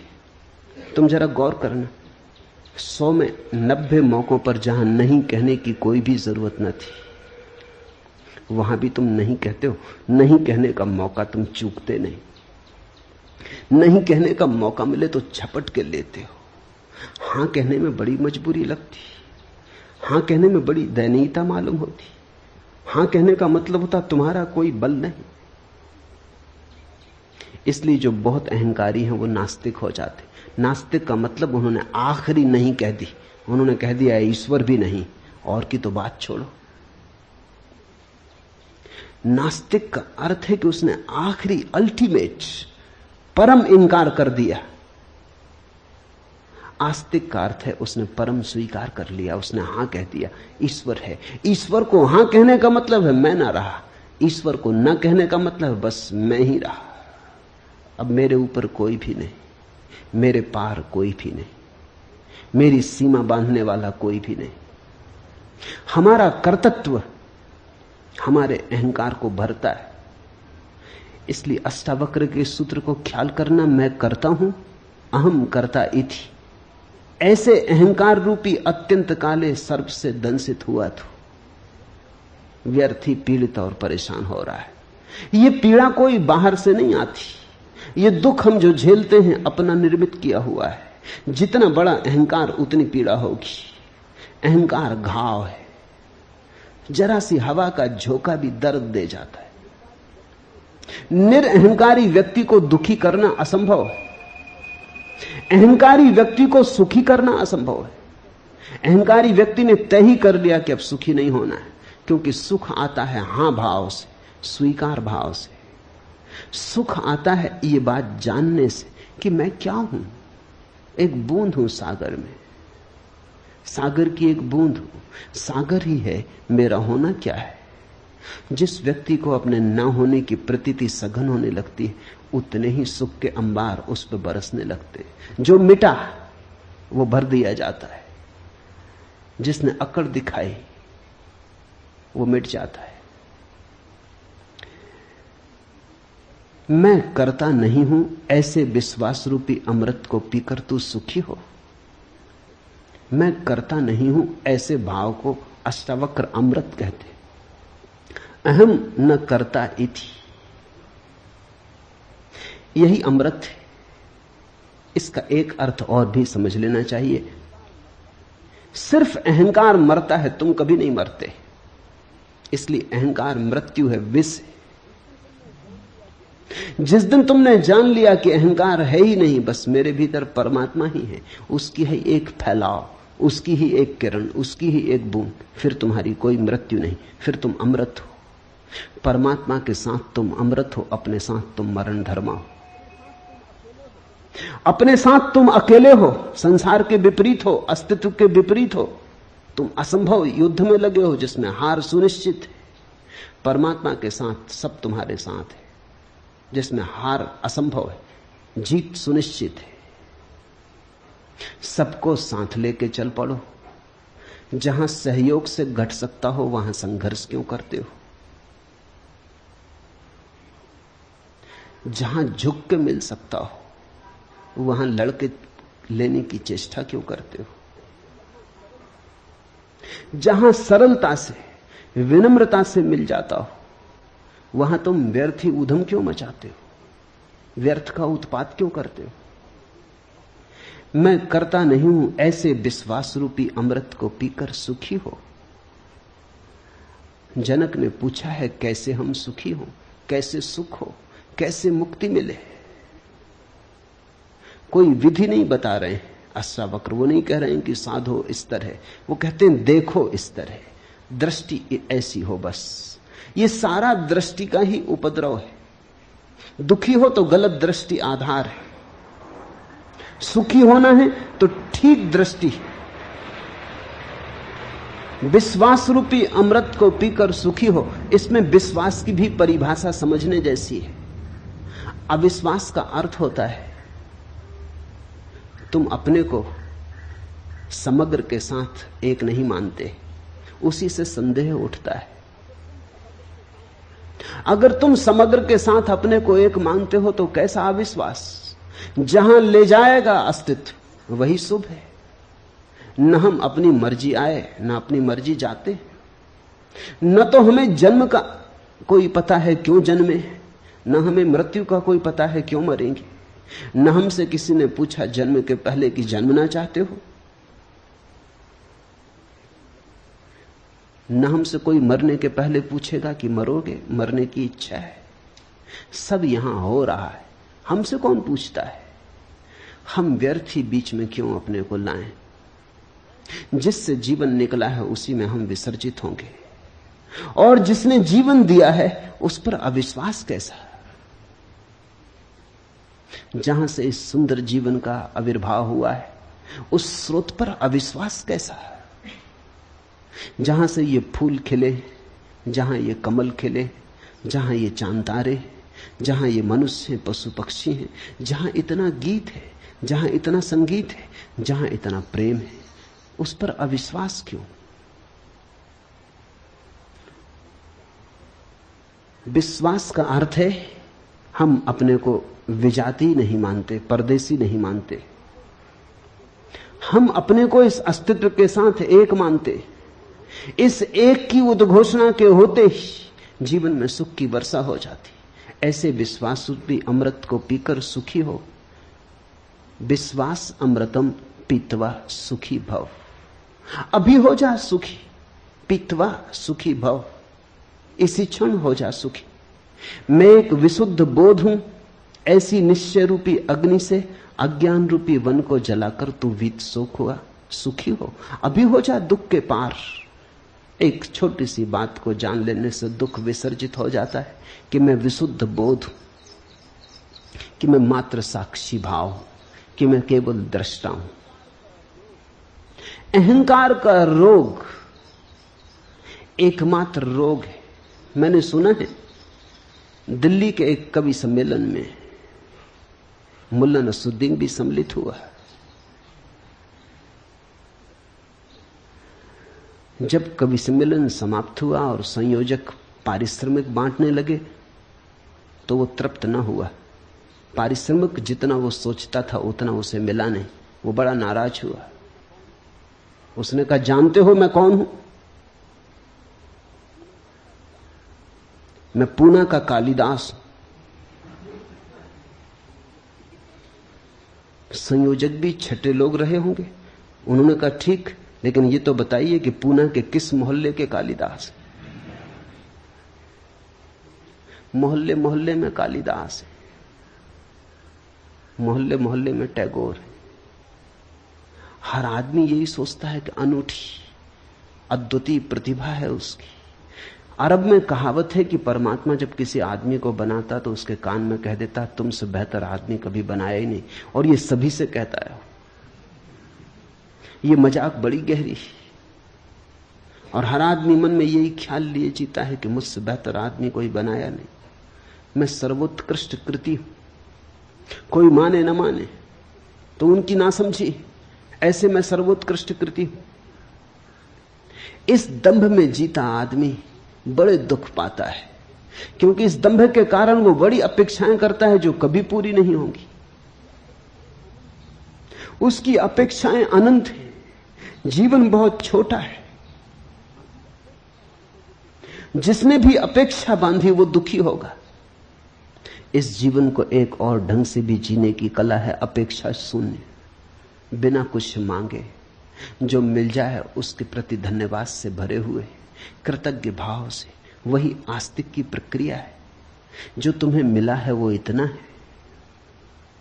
मगर तुम उसे देखो तब ना। मैंने सुना है एक आदमी मरने जा रहा था। जिस नदी के किनारे वो मरने गया, एक सूफी फकीर बैठा हुआ था। उसने कहा क्या कर रहे हो? वो कूदने को ही था। उसने कहा रोको मत, बहुत हो गया, जिंदगी में कुछ भी नहीं, सब बेकार है। जो चाहा नहीं मिला, जो नहीं चाहा वही मिला। परमात्मा मेरे खिलाफ है तो मैं भी क्यों स्वीकार करूं ये जीवन? उस फकीर ने कहा ऐसा करो, एक दिन के लिए रुक जाओ, फिर मर जाना। इतनी जल्दी क्या? तुम कहते हो तुम्हारे पास कुछ भी नहीं। उसने कहा कुछ भी नहीं। कुछ होता तो मरने क्यों आता? उस फकीर ने कहा तुम मेरे साथ आओ, इस गांव का राजा मेरा मित्र है। वो ले गया फकीर को। फकीर उसे ले गया। उसने सम्राट के कान में कुछ कहा। सम्राट ने कहा 1 लाख रुपए दूंगा। उस आदमी ने इतनी सुना, फकीर ने क्या कहा कान में वो नहीं सुना। सम्राट ने कहा 1 लाख रुपए दूंगा। फकीर आया और उस आदमी के कान में बोला कि सम्राट तुम्हारी दोनों आंखें 1 लाख रुपए में खरीदने को तैयार, बेचते हो? उसने कहा क्या मतलब? आंख और बेच दूं? लाख रुपए में 10 लाख दे तो भी नहीं देने वाला। तो सम्राट के पास फिर गया। उसने कहा अच्छा 11 लाख देंगे। उस आदमी ने कहा छोड़ो जी, ये धंधा करने नहीं, आंख बेचेंगे क्यों? फकीर ने कहा कान बेचोगे, नाक बेचोगे? ये सम्राट हर चीज खरीदने को तैयार है और जो दाम मांगो देने को तैयार। उसने कहा नहीं, ये धंधा हमें करने नहीं है, बेचेंगे क्यों? उस फकीर ने कहा जरा देख, आंख तू 11 लाख में भी बेचने को तैयार नहीं, और रात तू मरने जा रहा था और कह रहा था कि मेरे पास कुछ भी नहीं। जो मिला है वो हमें दिखाई नहीं पड़ता। जरा इन आंखों को तो ख्याल करो, ये कैसा चमत्कार है। आंख चमड़ी से बनी है, चमड़ी का ही अंग है, लेकिन आंख देख पाती कैसी पारदर्शी। असंभव संभव हुआ है। ये कान सूंघ पाते संगीत को, पक्षियों के कलरव को, हवाओं के मरमर को, सागर के शोर को। ये कान सिर्फ चमड़ी और हड्डी से बने। ये चमत्कार तो देखो। तुम हो, ये इतना बड़ा चमत्कार है कि इससे बड़ा और कोई चमत्कार क्या तुम सोच सकते हो? इस हड्डी मांस मज्जा की देह में चैतन्य का दिया जल रहा है। जरा इस चैतन्य के दिए का मूल्य तो आंको नहीं, लेकिन तुम्हारी इस पर कोई दृष्टि नहीं। तुम कहते हो हमें 100 रुपए की नौकरी मिलनी चाहिए थी, 90 रुपए की मिली, मरेंगे, आत्महत्या कर लेंगे। कि होना चाहिए था मिनिस्टर, केवल डिप्टी मिनिस्टर हो पाए, नहीं जिएंगे। कि मकान बड़ा चाहिए था, छोटा मिला, कोई सार रहने का नहीं। कि दिवाला निकल गया, कि बैंक में खाता खाली हो गया, अब जीने में सार क्या है। कि एक स्त्री चाहिए थी वो न मिली, कि एक पुरुष चाहा था वो न मिला, बस अब मरेंगे। जितना तुम चाहोगे उतना ही तुम्हारे जीवन में दुख होगा। जितना तुम देखोगे कि बिना चाहे कितना मिला है, अपूर्व तुम्हारे ऊपर बरसा है, अकारण तुमने कमाया क्या है? क्या थी कमाई तुम्हारी जिसके कारण तुम्हें जीवन मिले? क्या है तुम्हारा अर्जन जिसके कारण क्षण भर तुम सूरज की किरणों में नाचो, चांद तारों से बात करो? क्या है कारण? क्या है तुम्हारा बल? क्या है प्रमाण तुम्हारे बल का कि हवाएं तुम्हें छुएं और तुम गुनगुनाओ, आनंद मग्न हो, कि ध्यान संभव हो सके? इसके लिए तुमने क्या किया है? यहां सब तुम्हें मिला है प्रसाद रूप, फिर भी तुम परेशान हो, फिर भी तुम कहे चले जाते हो, फिर भी तुम उदास हो। जरूर अहंकार का रोग खाए चला जा रहा है, वही सबको पकड़े हुए है। मैंने सुना है एक परिवार के सभी सदस्य फिल्मों में काम करते थे। एक बार परिवार का मुखिया अपने पारिवारिक डॉक्टर के पास आया और बोला, डॉक्टर साहब, मेरे बेटे को छूत की बीमारी, स्कारलेट फीवर, और वह मानता है कि उसने घर की नौकरानी को चूमा है। आप घबराइए नहीं, डॉक्टर ने सलाह दी, जवानी में खून जोश मारता ही है। आप समझे नहीं डॉक्टर, वो आदमी बोला और थोड़ा बेचैन होकर, सच बात यह है कि उसके बाद मैं भी उस लड़की को चूम चुका हूं।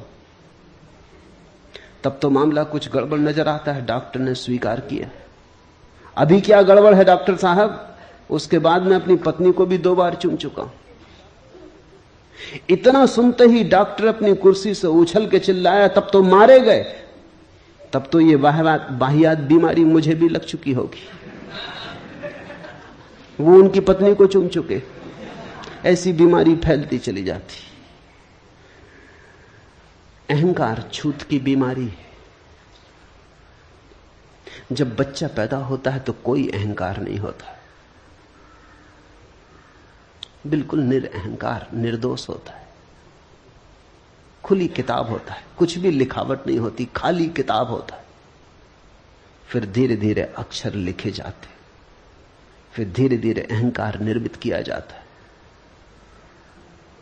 माँ बाप, परिवार, समाज, स्कूल, विश्वविद्यालय फिर उसके अहंकार को मजबूत करते चले जाते। ये सारी प्रक्रिया हमारे शिक्षण की और संस्कार की, सभ्यता और संस्कृति की बस एक बीमारी को पैदा करती, अहंकार को जन्माती। ये अहंकार फिर जीवन भर हमारे पीछे प्रेत की तरह लगा रहता है। अगर तुम धर्म का ठीक अर्थ समझना चाहो तो इतना ही है, समाज, संस्कृति, सभ्यता तुम्हें जो बीमारी दे देते हैं, धर्म उस बीमारी की औषधि है और कुछ भी नहीं। धर्म समाज विरोधी है, सभ्यता विरोधी है, संस्कृति विरोधी है।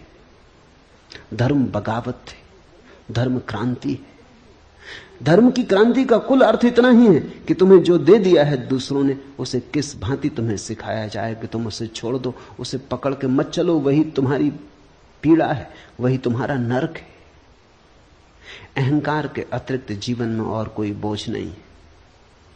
अहंकार के अतिरिक्त जीवन में और कोई बंधन, जंजीर नहीं है। मैं एक विशुद्ध बोध हूं। ऐसी निश्चय रूपी अग्नि से अज्ञान रूपी वन को जलाकर तू वीत शोक हो, सुखी हो। अहंकार का अर्थ है अपने चैतन्य को किसी और चीज से जोड़ लेना। एक आदमी कहता है कि मैं बुद्धिमान हूं, तो उसने बुद्धिमानी से अपने अहंकार को जोड़ लिया, तो उसकी चेतना अशुद्ध हो गई। तुमने देखा, दूध में कोई पानी मिला देता है तो हम कहते हैं दूध अशुद्ध हो गया। लेकिन अगर पानी मिलाने वाला कहे कि हमने बिल्कुल शुद्ध पानी मिलाया है, फिर तब भी तुम कहोगे अशुद्ध हो गया। शुद्ध पानी मिलाओ या अशुद्ध, ये थोड़ी सवाल है। पानी मिलाया, इससे कोई फर्क नहीं पड़ता कि तुमने शुद्ध पानी मिलाया, तो भी दूध तो अशुद्ध हो गया। और अगर गौर करो तो दूध ही अशुद्ध नहीं हुआ, पानी भी अशुद्ध हो गया। पानी और दूध दोनों शुद्ध थे, अलग अलग मिलके अशुद्ध हो गए। विपरीत और विजातीय और अन्य से मिलके उपद्रव होता है। चैतन्य जैसे ही अपने से भिन्न से मिल जाता है। तुमने कहा मैं बुद्धिमान, बुद्धि यंत्र है, उसका उपयोग करो, बुद्धिमान मत बनो। यही बुद्धिमानी है, बुद्धिमान मत बनो। तुमने कहा मैं बुद्धिमान, उपद्रव शुरू हुआ, दूध पानी से मिल गया। फिर तुम्हारी बुद्धि कितनी ही शुद्ध हो, इससे कोई फर्क नहीं पड़ता। तुमने कहा मैं चरित्रवान, दूध पानी से मिल गया। अब तुम्हारा चरित्र कितना ही शुद्ध हो, इससे कुछ फर्क नहीं पड़ता। दुष्चरित्र और सच्चरित्र दोनों के अहंकार होते। मैंने सुना है एक पुरानी कहानी कि जार के जमाने में रूस में साइबेरिया में 3 कैदी बंद थे और तीनों में सदा विवाद हुआ करता था कि कौन बड़ा अपराधी, और तीनों में सदा विवाद हुआ करता था कि कौन ज्यादा दिन से जेल भोग रहा है। जेल में अक्सर यह होता है, लोग वहां भी बढ़ा चढ़ा के बताते।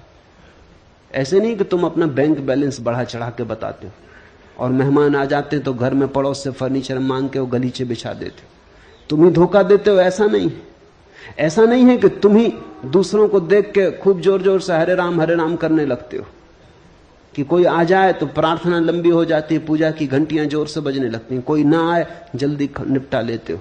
ऐसा तुम ही करते हो, ऐसा नहीं है। मेहमान घर में हो तो तुम मंदिर चले जाते हो, क्योंकि मेहमानों पर धार्मिक होने का प्रभाव डालना है। कैदी भी कारागृह में इसी तरह करते। उन 3 कैदियों में विवाद होता था। एक दिन पहले कैदी ने कहा कि मैं जब जेल में आया था, जब मुझे साइबेरिया के जेल में डाला गया, तब मोटर गाड़ी नहीं चलती थी। दूसरे ने कहा इसमें क्या रखा है, मैं जब डाला गया तब बैलगाड़ी तक नहीं चलती थी। तीसरे ने कहा बैलगाड़ी क्या होती। वो ये सिद्ध करने की कोशिश कर रहे हैं कि कौन कितने प्राचीन समय से उस जेल में पड़ा हुआ। इसमें भी अहंकार है। मैंने सुना है एक जेल में एक नया अपराधी आया, जिस कोठरी में उसे भेजा गया था उस कोठरी में एक दादा पहले से ही जमे थे। उन दादा ने पूछा कि कितने दिन रहेगा। मैंने कहा कि ये कोई 20 साल की सजा हुई। तो उसने कहा तू दरवाजे पे रह, तुझे जल्दी निकलना पड़ेगा, तू दरवाजे के पास ही अपना बिस्तरा लगा ले। अपराधी का भी अहंकार है। बुरे के साथ भी आदमी अपने अहंकार को भरता है, भले के साथ भी भरता है, लेकिन दोनों स्थितियों में चैतन्य अशुद्ध हो जाता है। अष्टावक्र कहते हैं मैं एक विशुद्ध बोध हूं, न तो मैं बुद्धिमान हूं, न मैं चरित्रवान हूं, न मैं चरित्रहीन हूं, न मैं सुंदर हूं, न मैं असुंदर हूं, न मैं जवान हूं, न मैं बूढ़ा हूं, न गोरा न काला, न हिंदू न मुसलमान, न ब्राह्मण न शूद्र। मेरा कोई तादात्म्य नहीं। मैं इन सबको देखने वाला हूं।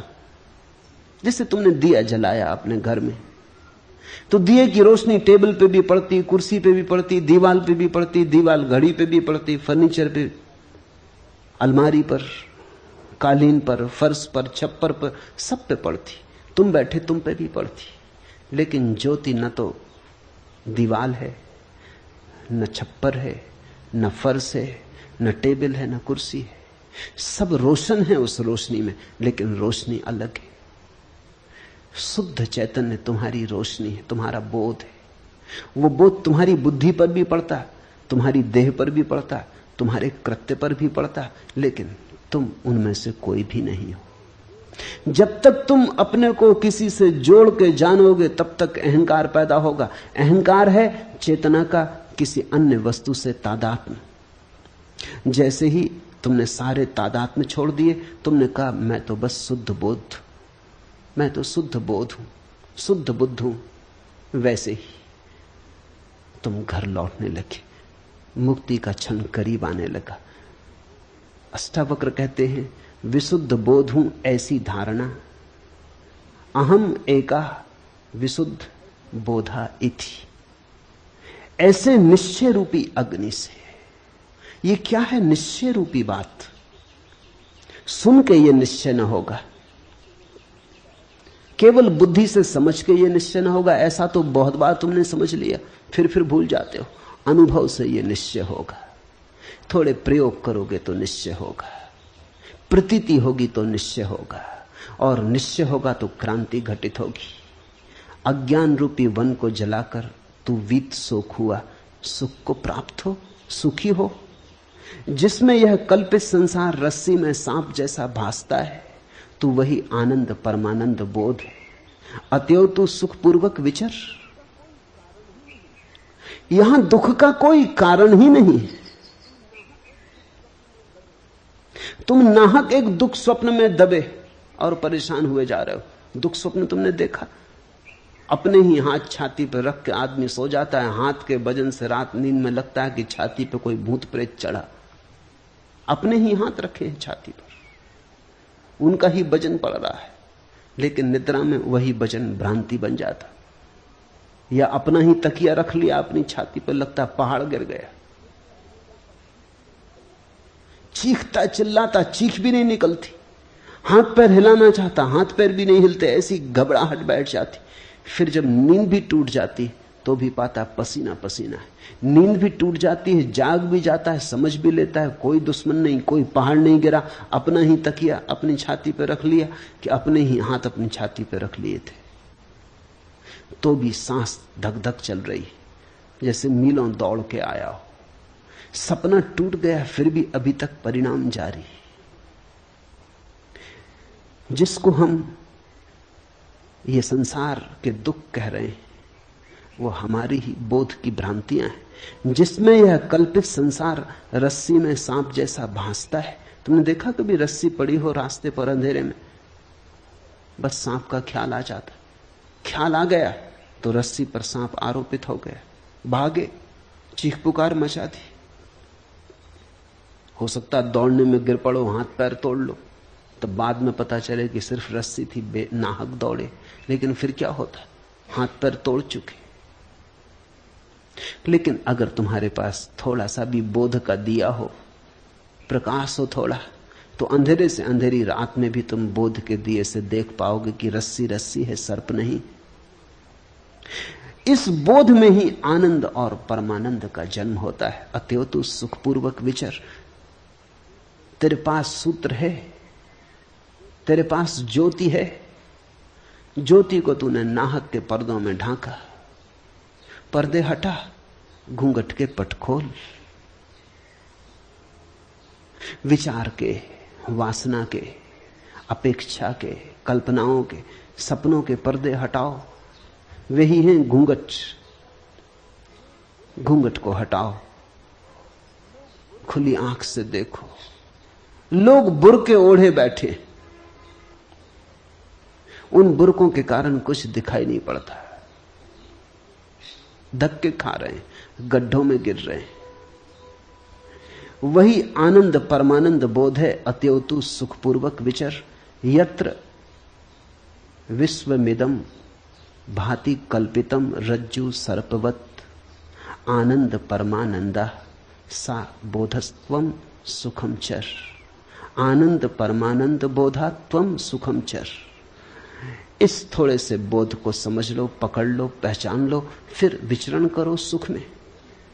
ये अस्तित्व परम आनंद है। इस अस्तित्व ने दुख जाना नहीं, दुख तुम्हारा निर्मित किया हुआ है। कठिन है समझना ये बात, क्योंकि हम इतने दुख में जी रहे हैं, हम कैसे माने कि दुख नहीं। वो जो रस्सी को देख के भाग गया है वो भी नहीं मानता कि सर्प नहीं है। वो जो हाथ रख के छाती पे पड़ा है और सोचता है पहाड़ गिर गया, वो भी उस क्षण में तो नहीं मान सकता कि पहाड़ नहीं गिर गया है। वैसी ही हमारी दशा है। क्या करें? थोड़े दृश्य से दृष्टा की तरफ चलें। देखें सब, लेकिन देखने वाले को न भूलें। सुने सब, सुनने वाले को न भूलें। करें सब, लेकिन स्मरण रखें कि करता नहीं है। बुद्ध कहते थे चलो राह पर, और स्मरण रखो कि भीतर कोई चल नहीं रहा है, भीतर सब अचल है। ऐसा ही है भी। गाड़ी के चाक को चलते देखा, कील तो ठहरी रहती, चाक चलता जाता है। ऐसे ही जीवन का चाक चलता है, कील तो ठहरी हुई है। कील हो तुम। मुक्ति का अभिमानी मुक्त है और बद्ध का अभिमानी बद्ध। क्योंकि इस संसार में यह लोकोक्ति सच है कि जैसी मति वैसी गति। ये सूत्र मूल्यवान है। मुक्ति का अभिमानी मुक्त है। जिसने जान लिया कि मैं मुक्त हूं, वो मुक्त है। मुक्ति के लिए कुछ और करना नहीं, इतना जानना ही है कि मैं मुक्त हूं। तुम्हारे करने से मुक्ति ना आएगी, तुम्हारे जानने से मुक्ति आएगी। मुक्ति कृत्य का परिणाम नहीं, ज्ञान का फल है। मुक्ति का अभिमानी मुक्त है और बद्ध का अभिमानी बद्ध। जो सोचता है मैं बंधा हूं, वो बंधा है। जो सोचता है वो मुक्त हूं, मैं वो मुक्त है। तुम जरा करके भी देखो, एक 24 घंटे ऐसा सोच कर देखो कि चलो 24 घंटे यही सही, मुक्त हूं। 24 घंटे मुक्त रह के देख लो, तुम बड़े चकित होगे, तुम्हें खुद ही भरोसा ना आएगा कि अगर तुम सोच लो मुक्त हो तो कोई नहीं बांधने वाला है, तो तुम मुक्त हो। तुम सोच लो कि बंधा हूं तो हर चीज बांधने वाली है। मेरे एक मित्र थे, मेरे साथ प्रोफेसर थे। होली के दिन थे, भांग पी ली, रास्ते पे शोरगुल मचा दिया, हुल्लड़ कर दिया। बड़े सीधे आदमी थे। सीधे आदमी के साथ खतरा है, उसके भीतर काफी दबा पड़ा रहता। उपद्रवी नहीं थे, नाम भी उनका भोले राम था। भोले भाले आदमी थे। भोले भाले आदमी के साथ एक खतरा है, भांग वगैरह से बचना चाहिए, क्योंकि वो भोला भालापन जो ऊपर ऊपर है, भांग ने तो डुबा दिया। भीतर जो दबा पड़ा था, जिंदगी भर में जो नहीं किया था, वो सब निकल आया। वो सड़क पर गए, शोरगुल मचाया, उपद्रव कर दिया, किसी स्त्री के साथ छेड़छाड़ कर दी, पकड़ लिए गए, थाने में बंद कर दिए गए। अंग्रेजी के प्रोफेसर थे। रात कोई 2 बजे आदमी मेरे पास आया और उसने कहा कि आपके मित्र पकड़ गए, और उन्होंने खबर भेजी कि निकालो, सुबह के पहले निकालो, नहीं तो मुश्किल हो जाएगी।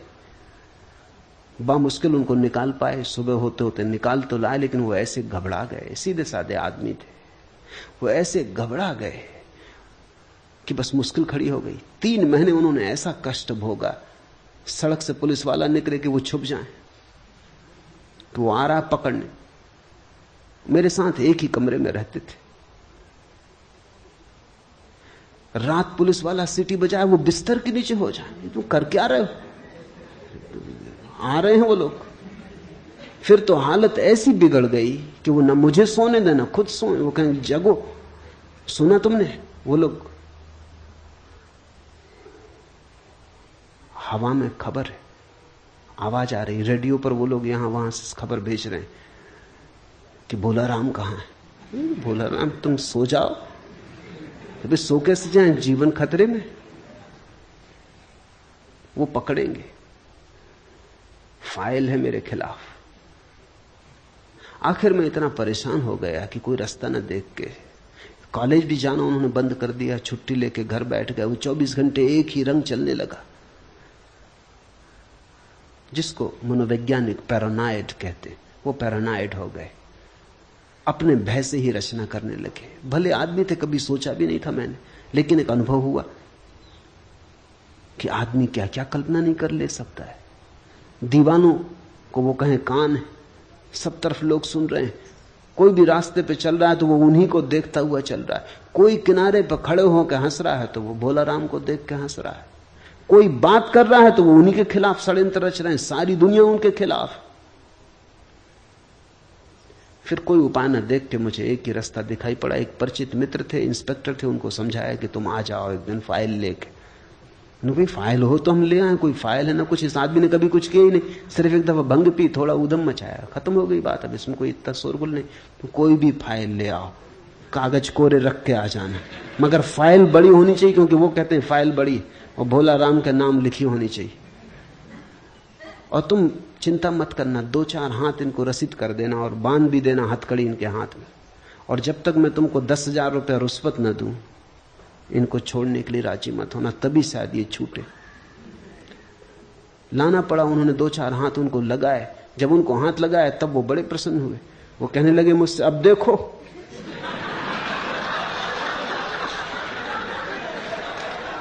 जो मैं कहता था हुआ कि नहीं। ये रही फाइल, बड़े बड़े अक्षरों में भोला राम लिखा है। अब बोलो, वो सब समझदारी की बातें कहां गई? अब ये हो रहा है, चले भोला राम। हथकड़ी भी डाल दी। मगर एक तरह से वो प्रसन्न थे, एक तरह से दुखी थे, रो रहे थे, मगर एक तरह से प्रसन्न थे कि उनकी धारणा सही सिद्ध हुई। आदमी ऐसा पागल है, तुम्हारे दुख की धारणा भी सही सिद्ध हो तो तुम्हारे अहंकार को तृप्ति मिलती कि देखो मैं सही सिद्ध हुआ। उनका पूरा भाव यह था कि सबको गलत सिद्ध कर दिया, सब समझाने वाले, कोई सही सिद्ध नहीं हुआ, आखिर में ही सही सिद्ध हुआ। बामुश्किल समझाया बुझाया। इंस्पेक्टर को सो कह रखा था जल्दी मत मान जाना, नहीं तो वो सोचेंगे कि कोई जालसाजी। वो कहा कि ये हो ही नहीं सकता, ये तो इनको आजन्म सजा होगी। बस वो जब ये इस तरह की बातें कहें वो मेरी तरफ देखेंगे, कहो।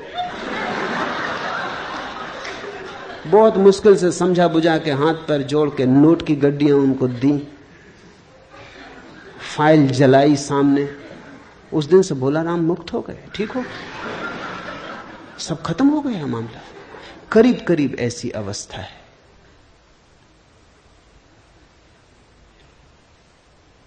मुक्ति का अभिमानी मुक्त है और बद्ध का अभिमानी बद्ध, क्योंकि इस संसार में यह लोकोक्ति सच है कि जैसी मति वैसी गति। तुम जैसा सोचते हो वैसा ही हो गया है।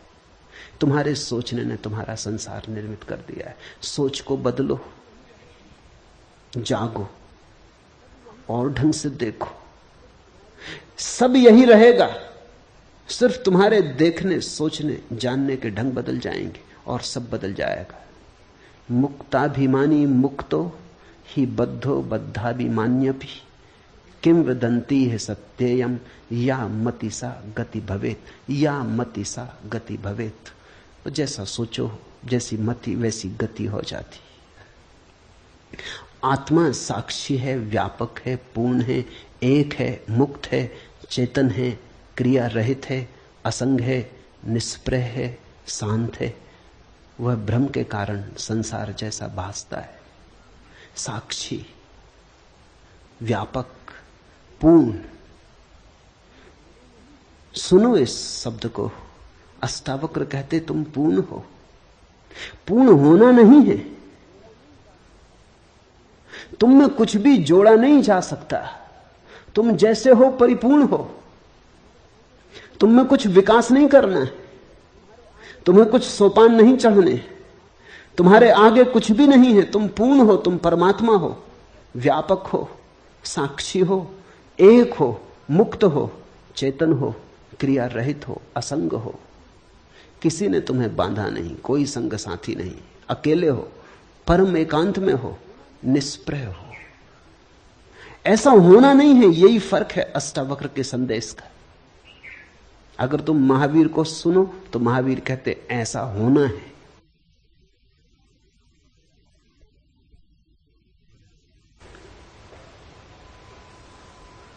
अष्टावक्र कहते हैं ऐसे तुम हो।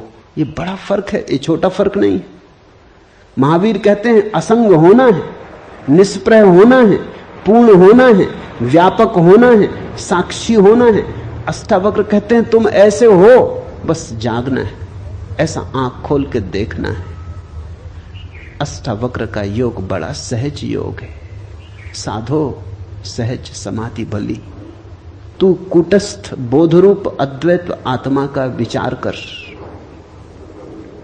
अहम आभास इति, मैं आभास रूप अहंकारी जीव हूं। ये तुमने जो अब तक मान रखा है ये सिर्फ आभास है। ये तुमने जो मान रखा है ये तुम्हारी मान्यता है, मति है।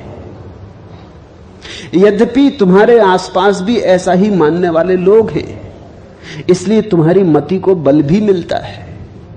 आखिर आदमी अपनी मति उधार लेता है, तुम दूसरों से सीखते हो। आदमी अनुकरण करता है। यहां सभी दुखी हैं, तुम भी दुखी हो गए हो। जापान में एक अद्भुत संत हुआ, होते ही जैसे ही वो ज्ञान को उपलब्ध हुआ, या कहना चाहिए जैसे ही वो जागा, वो हंसने लगा। फिर वो जीवन भर हंसता ही रहा। वो गांव गांव जाता है।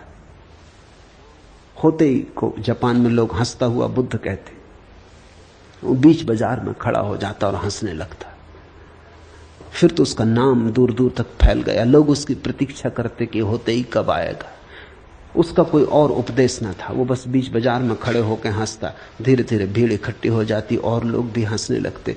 होते ही से लोग पूछते आप कुछ और कहो, वो कहता और क्या कहें, नाहक रो रहे हो, कोई हंसने वाला चाहिए जो तुम्हें हंसा दे। इतनी ही खबर लाता हूं कि हंस लो, कोई कमी नहीं है। दिल खोल के हंसो, सारा अस्तित्व हंस रहा है, तुम नाहक रो रहे हो। तुम्हारा रोना बिल्कुल निजी, प्राइवेट है, पूरा अस्तित्व हंस रहा है। चांद तारे फूल पक्षी सब हंस रहे हैं, तुम नाहक रो रहे हो। खोलो आंख, हंस लो, मेरा कोई और संदेश नहीं है। वो हंसता एक गांव से दूसरे गांव घूमता रहता। कहते उसने पूरे जापान को हंसाया। और उसके पास लोगों को धीरे धीरे हंसते हंसते हंसते झलकें मिलती। वो उसका ध्यान था, वही उसकी समाधि थी। लोग हंसते हंसते धीरे धीरे अनुभव करते कि हम हंस सकते हैं, हम प्रसन्न हो सकते हैं अकारण। कारण की खोज ही गलत है। तुम जब तक कारण खोजोगे कि जब कारण होगा तब हंसेंगे, तो तुम कभी हंसोगे ही नहीं। तुमने अगर सोचा कि कारण होगा तब सुखी होंगे, तो तुम कभी सुखी ना होगे। कारण खोजने वाला और दुखी होता जाता। कारण दुख के हैं, सुख स्वभाव है। कारण को निर्मित करना पड़ता, दुख को भी निर्मित करना पड़ता। सुख है, सुख मौजूद है, सुख को प्रकट करो, यही अष्टावक्र का बार बार कहना है। बोधस्त्वम सुखम चर वीत सोखा सुखी भव, विश्वासमृतम पीत्वा सुखी भव। पीले अमृत हो जा सुखी। मनुष्य पूर्ण है, एक है, मुक्त है। सिर्फ आभास बाधा डाल रहा है। मैं आभास रूप अहंकारी जीव हूं, ऐसे भ्रम को और बाहर भीतर के भाव को छोड़कर तू कूटस्थ बोधरूप अद्वैत आत्मा का विचार कर। अहम आभासा इति वाह्यम अंतरम भावम मुक्तवा। बाहर और भीतर के भाव से मुक्त हो जा। आत्मा न तो बाहर है और न भीतर। बाहर और भीतर भी सब मन के ही भेद है। आत्मा तो बाहर भी है, भीतर भी है। आत्मा में सब बाहर भीतर है, आत्मा ही है। बाहर भीतर के सब भाव को छोड़कर तू कूटस्थ बोध रूप अद्वैत आत्मा का विचार कर। यह अनुवाद ठीक नहीं है। मूल सूत्र है वाह्यम अंतरम भावम मुक्तवा। मुक्त होकर अंतर बाहर से त्वम कूटस्थ बोधम अद्वैतम आत्मानम परिभावे। परिभाव कर, विचार कर, ये ठीक नहीं। परिभाव कर कि तू कूटस्थ आत्मा है, ऐसा बोध कर, ऐसा भाव ऐसी भावना में जग। विचार तो फिर बुद्धि की बात हो जाती, विचार तो फिर ऊपर ऊपर की बात हो जाती। सिर से नहीं होगा, ये हृदय से होगा। ये भाव प्रेम जैसा होगा, गणित जैसा नहीं। ये तर्क जैसा नहीं होगा, गीत जैसा होगा, जिसकी गुनगुनाहट डूबती चली जाती गहराई तक और प्राणों के अंतरतम को छू लेती, स्पंदित कर देती। परिभाव कर कि मैं कूटस्थ आत्मा हूं। ये घूमता हुआ चाक नहीं, बीच की कील हूं। कील यानी कूटस्थ।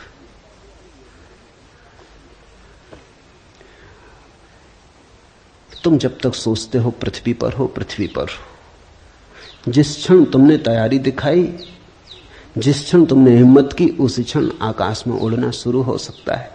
दल के दल तैर रहे मेघ मगन भू पर, उड़ता जाता हूं मैं मेघों के ऊपर।